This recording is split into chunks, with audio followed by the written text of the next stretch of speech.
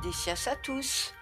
Retrouvez chaque semaine sur Radio Média Sud Toulon la chronique de Sophie, la voix du citoyen. Vous y entendrez des interviews diverses et variées, notamment des témoignages de personnes qui abordent des sujets qui leur tiennent à cœur, des citoyens, des commerçants, des créateurs, ainsi que des associations et collectifs qui font vivre vos villes, départements, régions et pays. Bien entendu, ce que vous allez entendre n'est qu'au titre de l'information afin que chacun puisse découvrir la vie de son voisin et pourquoi pas le soutenir dans ses difficultés en créant un maillage de bonne volonté. Bonne écoute à tous. Âme sensible, s'abstenir. Vous allez entendre le témoignage poignant d'une auditrice, grand-mère et maman, qui nous raconte le drame familial qu'ils ont vécu en juillet 2021. Nous demandons aux auditeurs en capacité soit de relayer cette interview, soit d'aider la famille par les moyens qui sont à leur portée. Nous vous remercions infiniment afin d'apaiser cette famille endeuillée. Le passage publicitaire qui va suivre ce témoignage a été choisi afin que la voix d'Erin et de sa famille soit portée vers l'au-delà et que la lumière éclaire leur chemin et leur donne l'espoir de jours meilleurs. Merci à tous. Bonjour à tous. Je vais me présenter. Je m'appelle Bartolozzi Laurence. J'ai bientôt 58 ans et j'ai vécu un drame le 6 juillet 2021. J'habite le nord de la France, Oisier, une petite ville près de Douai. Et ce jour-là a été le drame de ma vie. Les circonstances de l'accident sont terribles. Alors que j'étais partie livrer des fleurs, parce que je suis micro-entrepreneur en fait, dans la livraison de fleurs, alors que mes petits-enfants étaient partis jouer dehors avec des amis, Morgane et Nolan, Erin, en traversant sur le passage piéton, s'est fait renverser par une voiture. Ils étaient deux dans la voiture, il faut le savoir. Le chauffeur plus son compagnon. Et la visibilité était parfaite, et il faisait beau, le soleil brillait. Erin avait décidé d'aller cueillir des fleurs pour lui donner à la maîtresse, en fait, qui partait. Elle était mutée ailleurs. Et alors qu'ils étaient en train de ramasser des fleurs, ils traversent le passage piéton tous ensemble, et Erin perd ses fleurs sur le passage piéton. Alors elle décide de retourner de l'autre côté pour aller recueillir des fleurs, des petites pâquerettes. Et lorsqu'elle a voulu s'engager en fait une seconde fois sur le passage piéton, elle a regardé à gauche et puis à droite. Pas de voiture, elle s'est engagée. Bien sûr, en se précipitant, parce que c'est ce que font les enfants, de peur de se faire renverser. Et voilà. La voiture est arrivée, les enfants ont dit, on ne sait de où elle tombait. Elle a percuté Erin, et puis elle l'a emmenée jusqu'à une plaque d'égout qui était 6 mètres au-dessus. Erin est passée sous la voiture, et elle est ressortie derrière. Son petit corps a été renvoyé sur le passage piéton, en plein milieu. Voilà les circonstances de l'accident.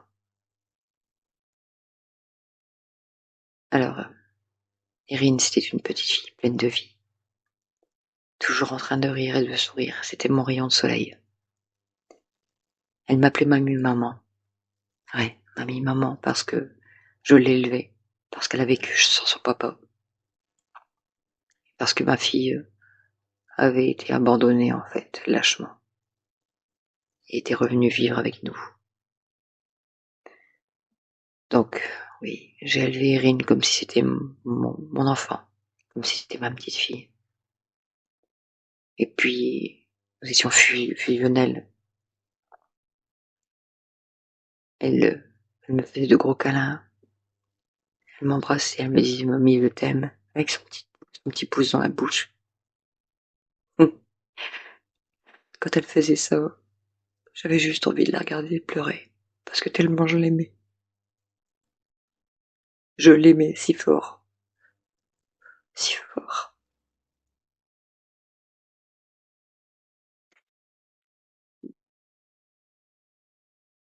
Erin était très fusionnelle avec son frère.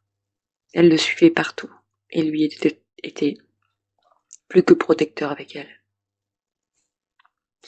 Il la mettait toujours sur le côté, pour pas qu'elle marche au bord de la route. Il préférait lui marcher au bord de la route. Il lui tenait toujours la main. Ils étaient toujours ensemble. Ils faisaient tout ensemble. Une complicité hors du commun. Il faut savoir qu'Erin s'est fait renverser devant les yeux de son frère. Il a été tellement choqué que il ne s'en est jamais remis.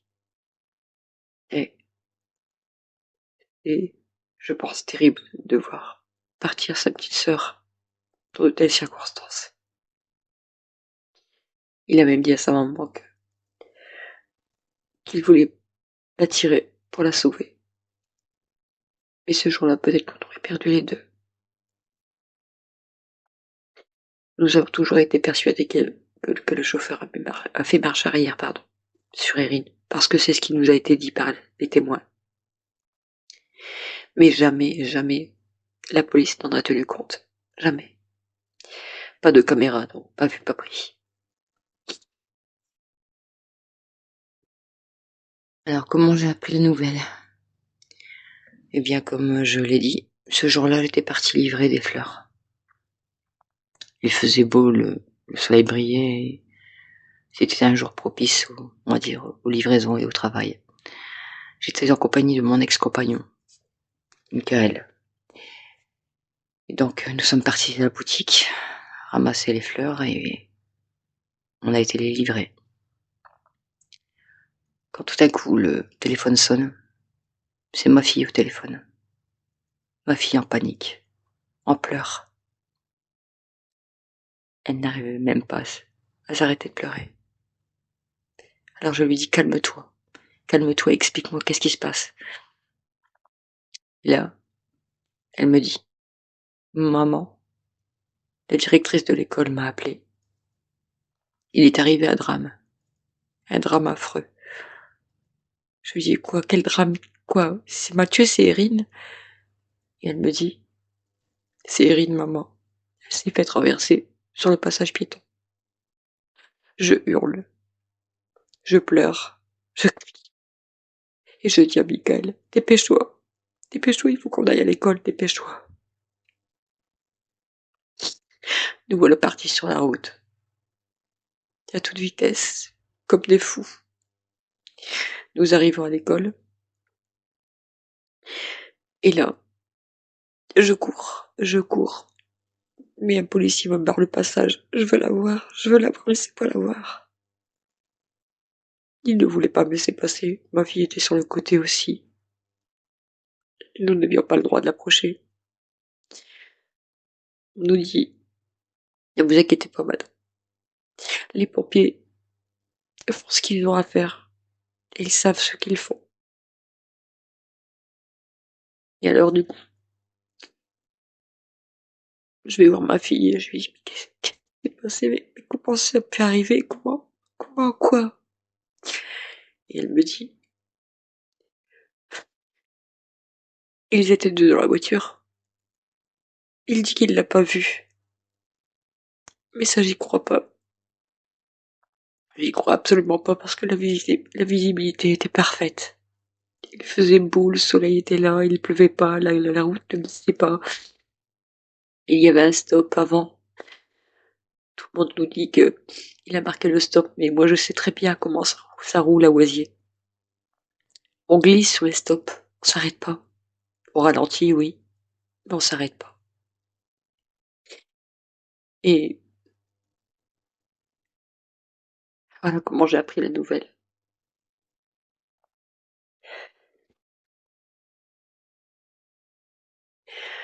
Mes premiers sentiments, à ce moment-là, sont des sentiments de colère, de rage, de désespoir. Parce que je regarde mon compagnon et je lui dis, c'est fini. Je le sais, c'est fini. Et lui me dit, mais non, garde espoir, il faut pas dire ça. Et moi, je sais au fond de moi que c'est fini. Je sais pas pourquoi, j'avais déjà eu de mauvais pressentiments à ce moment-là. Avant que ça arrive. Je savais qu'il allait arriver un jour un drame. Je sais pas pourquoi, voilà. C'était au fond de moi.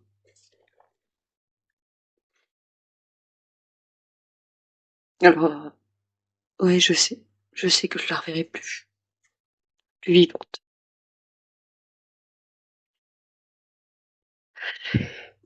Très compliqué d'expliquer cette chose. De revenir en arrière. J'en souffre encore aujourd'hui énormément. Erin est partout chez moi. Des tableaux, des photos. Son odeur. Son sourire. C'est je t'aime. Je savais que je la reverrai plus parce que elle avait le crâne enfoncé. Un pneumothorax. Une énorme hémorragie. Son petit corps est passé sous la voiture, il a retrouvé des cheveux en dessous. Il n'y avait aucune chance qu'elle s'en sorte. Aucune. Erin était très, très fine. Grande, mais très fine. Un petit corps comme ça qui passe sous une voiture, ça peut pas pardonner. Hélas.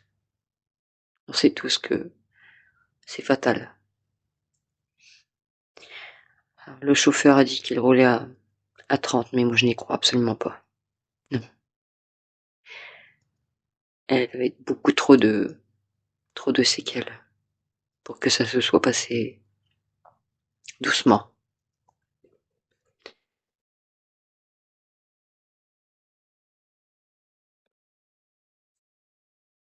Cette perte a affecté notre famille de manière significative. Terrible. Mathieu a dû être suivi par un psychologue. Parce qu'il ne voyait que ça. Cette image de sa sœur qui se fait tuer sur un passage piéton. Ma fille a été suivie par un psychologue aussi. Elle pleurait jour et nuit. Elle entendait Erin parler dans la maison. Elle entendait même les habitudes. Elle la sentait. Ma fille a été incapable de monter à l'étage dans la chambre d'Erin. Et elle l'est encore aujourd'hui. 4 ans après. Elle a dû installer sa chambre en bas parce qu'elle n'arrive plus à monter. Mathieu, lui, il entendait Erin lui dire « Viens jouer avec moi ». Il la voyait, il la sentait. C'était une horreur, juste une horreur. Quant à moi, j'ai pleuré 3 ans.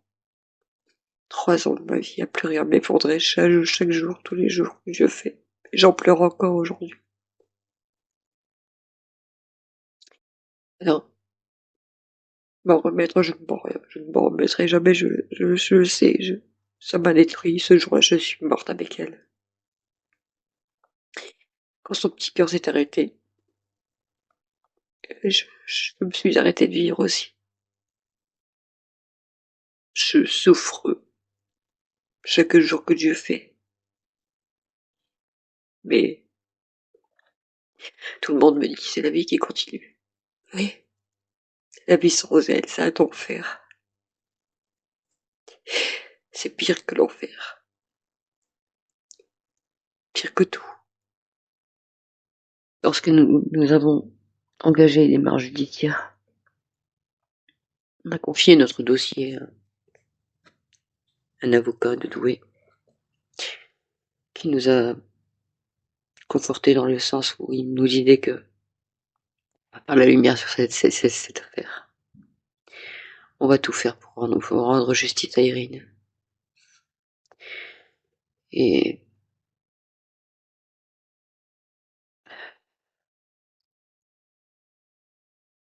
malheureusement, c'est pas comme ça que ça s'est passé. Il nous avait promis en fait de nous faire consulter le dossier une fois qu'il serait rendu par le commissariat de police. Et puis finalement, on a eu que quelques brides du dossier. On se demande pourquoi, mais après on comprend mieux pourquoi. Il faut savoir que suite à cette affaire,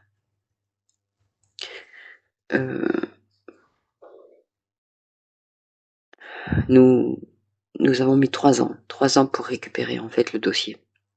3 ans à se battre. On n'a jamais voulu nous le remettre, jamais.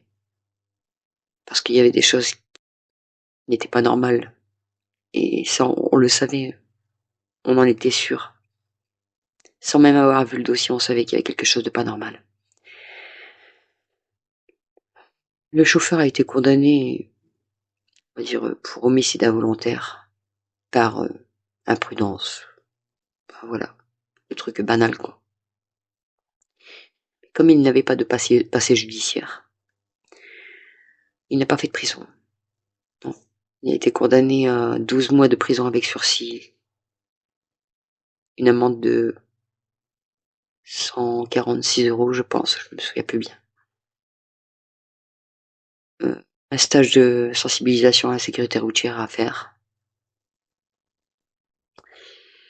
Et une suspension de permis de 15 mois, je ne me souviens plus bien non plus. J'ai pas le dossier sous les yeux, parce que de toute façon, le compulser, c'est me faire souffrir. Quoi qu'il en soit, il n'a pas fait de prison, il était libéré. Alors évidemment, nous n'avons pas été satisfaits de cette réponse. Le jour du jugement, ma fille est rentrée dans une colère rouge. Elle est sortie du tribunal en criant « C'est quoi cette justice de M ?» Mon beau-fils l'a rejoint parce qu'il fallait absolument la soutenir. Mon fils s'est levé et s'est mis en colère. Mon fils était le parrain d'Erin. Il a donné un coup de poing dans le mur en disant « C'est quoi ça? C'est quoi ce jugement ?»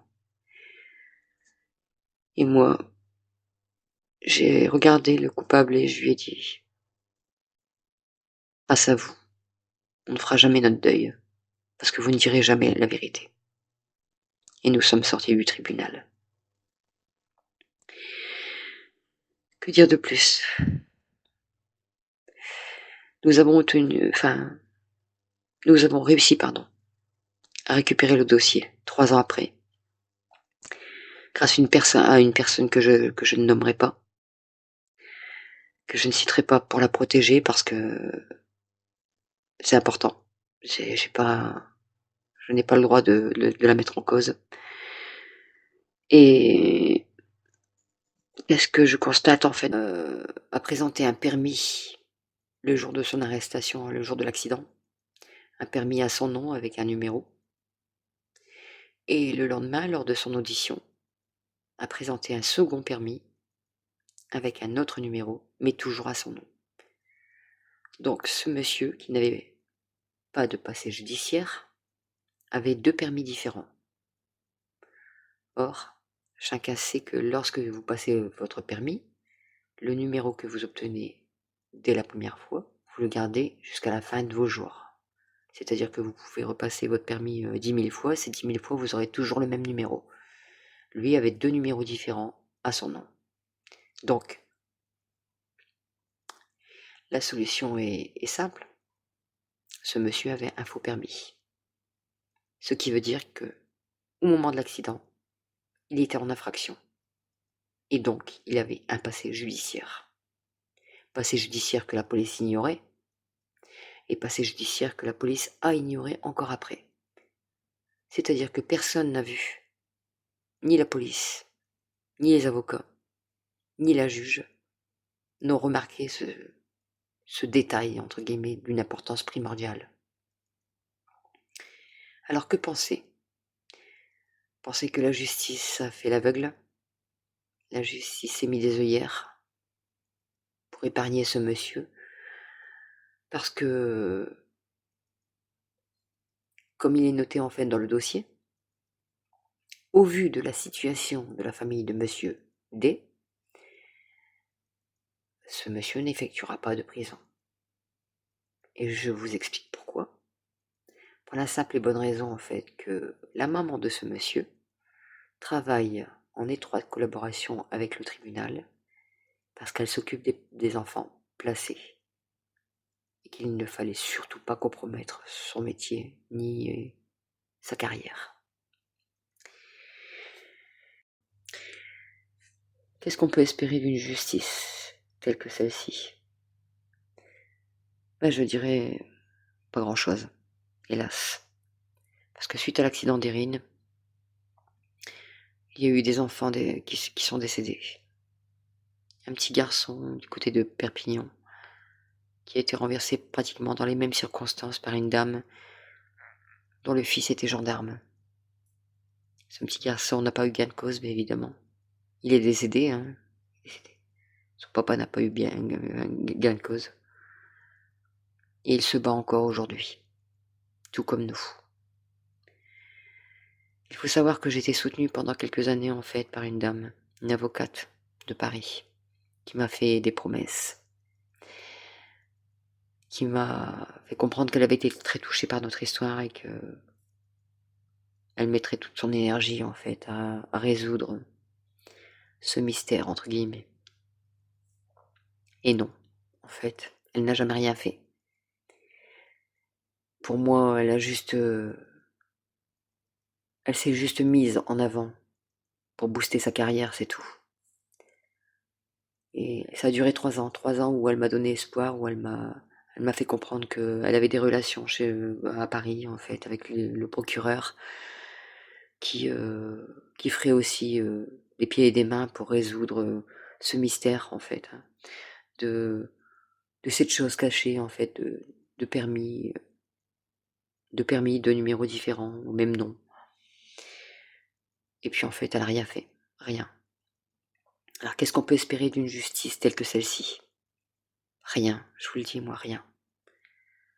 Un changement dans quoi? Dans la politique, peut-être. Si on change de gouvernement avec une personne qui a un peu plus d'empathie pour tous ces enfants qui sont tués tous les jours, pour toutes ces familles qui sont désespérées, toutes ces familles affectées par ces drames qui n'obtiennent jamais justice. J'aimerais que ça change. Mais pour moi, la justice est plus que corrompue. C'est sous les ordres du gouvernement que les choses sont réglées. La vie d'un enfant n'a pas beaucoup d'importance à leurs yeux. Alors, je ne sais pas ce que je pourrais éventuellement espérer d'une justice pareille. Le seul soutien qu'on a eu dans cette histoire, c'est le soutien de la famille. Parce que oui, tout le monde connaissait Erin. Tout le monde savait comme elle était rayonnante, comme elle était joyeuse. Et comme elle éclairait la vie de chacun, en fait. C'est ça, c'était un peu notre ange à nous. Ouais. D'ailleurs, elle avait les yeux bleus, alors les anges ont les yeux bleus. C'est le seul soutien qu'on a eu, en fait, véritable. Parce que même les psychologues nous ont suivis pendant 1 mois et demi, au bout d'1 mois et demi, nous ont laissé tomber. Ce genre de drame n'est pas réglable, en fait. C'est une chose que vous traînez jusqu'à la fin de vos jours. C'est une chose qui vous hante, qui vous percute de plein fouet dans votre vie de tous les jours. Alors, comment les auditeurs pourraient nous soutenir dans cette période difficile? Je dirais que l'union fait la force. C'est en en se tenant par la main qu'on peut résoudre certains problèmes. J'ai fait des pétitions, j'ai fait du bruit. Ça n'a eu aucun impact. Alors, comment pourrait-il nous soutenir? Je pense que c'est en diffusant un maximum cette histoire. Oui. En la diffusant à tous vos amis, toutes vos connaissances. Un grand mouvement de solidarité, c'est la meilleure chose qu'on puisse obtenir. Même si ça peut ne pas changer les choses. Certaines personnes sur TikTok ont ignoré notre histoire. Pourtant, c'est la vie d'un enfant qui est parti. Aujourd'hui, nous continuons le combat. J'ai encore de l'espoir puisqu'on a 10 ans en fait pour résoudre cette affaire. Alors le conseil que je donnerai aux familles qui ont vécu la même histoire que nous, c'est ne baissez jamais les bras. Ça en vaut le coup. Parce que nous, dans notre histoire, Erin a été incriminée, pas le chauffeur. On a dit que c'était de sa faute parce qu'elle courait sur le passage piéton. Mais un passage piéton n'est pas censé protéger les enfants. Enfin, les enfants comme les adultes. À quoi bon mettre des passages piétons si ça n'a aucun impact lorsque quelqu'un est tué dessus? Ce qui me fait rire en fait, c'est que la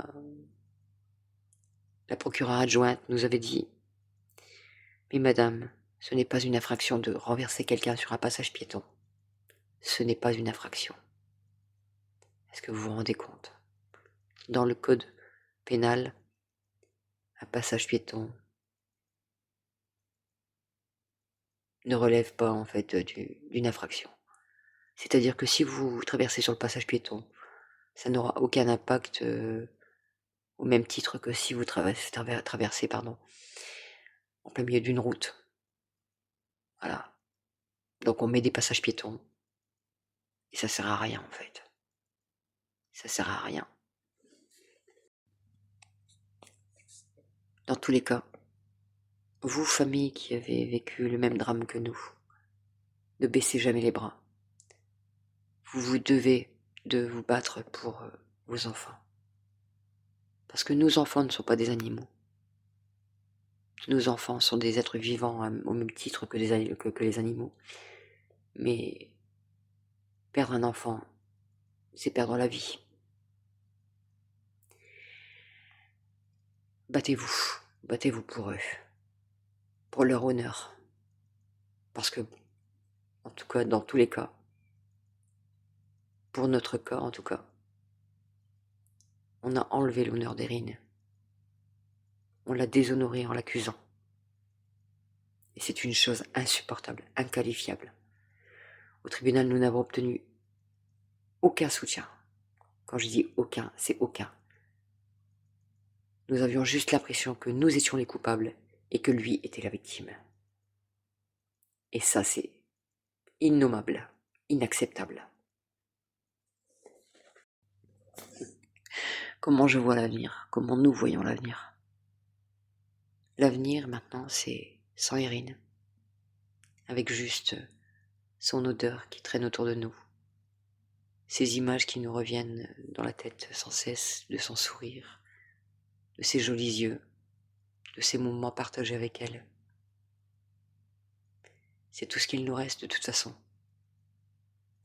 L'avenir, c'est malheureusement sans elle.